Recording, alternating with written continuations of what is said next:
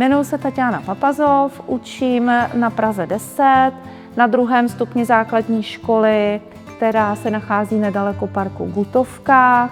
Naše škola je zaměřená primárně na matematické myšlení, nicméně vedle toho je potřeba právě rozvíjet čtenářskou gramotnost a tu digitální kompetenci a digitální gramotnost, která je úzce spojená s tím matematickým myšlením.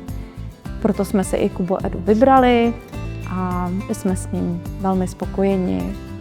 Rozhodli jsme se ho plně využívat ve výuce a zatím splňuje veškeré naše potřeby, které jsme od toho očekávali. Kubo Edu jsem se rozhodla využívat hlavně ve svých hodinách českého jazyka.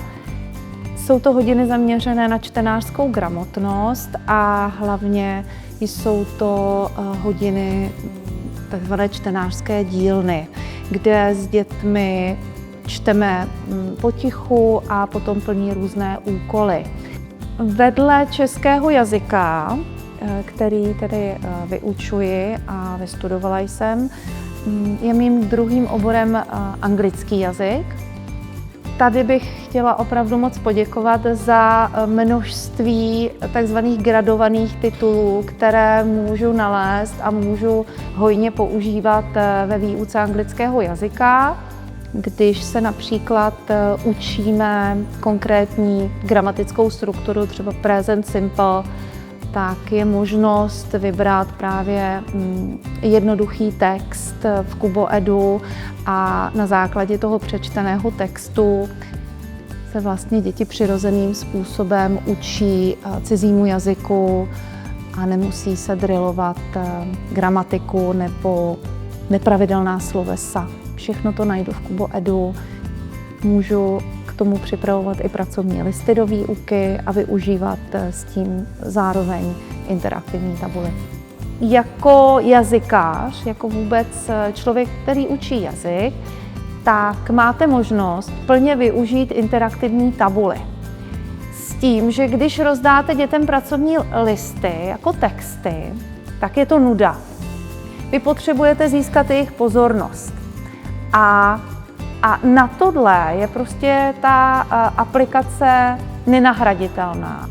Je to hlavně na tu pozornost, motivaci a ty děti jsou všechny zapojené do výuky. Vlastně využívám i tablety, na kterých si děti zobrazí dané texty, potom ty jednotlivé dané kapitoly. Součástí té aplikace jsou i texty, vyloženě ušité na míru dyslektikům.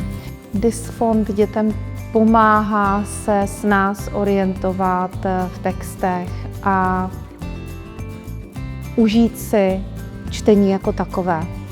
Už je to tolik nestresuje a navádí je to vlastně na ty jednotlivé řádky. To znamená, že jim to neskáče. To teda velmi oceňuju a oceňují to hlavně děti a rodiče. Zpočátku jsem Kubo Edu používala pouze v hodinách.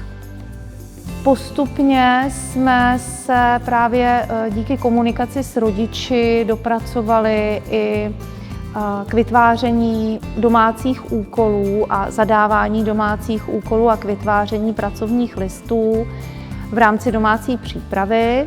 Děti si vždycky doma splní nějaký domácí úkol a potom se věnujeme vlastně těm odpovědním listům i v rámci těch čtenářských dílen. Zapojujete v podstatě celou rodinu, protože bez rodičů oni se nemohou přihlásit do toho Kubo Edu. Musíme opravdu kontaktovat i ty rodinné příslušníky a i rodina ví, co to dítě dělá, co ho baví a tráví s ním čas u těch knížek. Jako učitel jsem opravdu velmi uvítala i možnost nahlédnout do statistických údajů.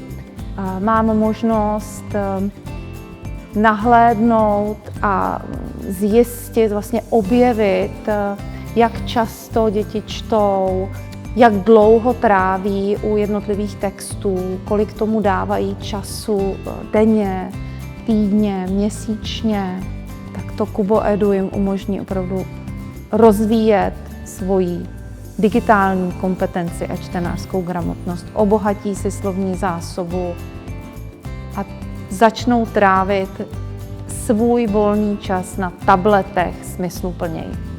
Jedním z mých nejoblíbenějších autorů je Karel Čapek a Kubo Edu nabízí spoustu titulů právě od tohoto spisovatele. A když jsem to viděla, tak mě to až rozplakalo.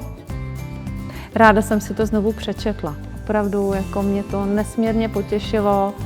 Vedle toho jsem tam už našla i Máj od Máchy, což považuji za jeden z nejlepších textů české literatury vůbec. Za to bych chtěla moc poděkovat. Doporučuji používat Kubo Edu. Splňuje to veškerá kritéria k naplňování cílů rámcového vzdělávacího programu. A to zejména z hlediska digitálních kompetencí, čtenářských dovedností a podporuje to čtení s porozuměním. Každý online digitální svět, který je plný takto krásných textů a obrázků, je pro mě poklad.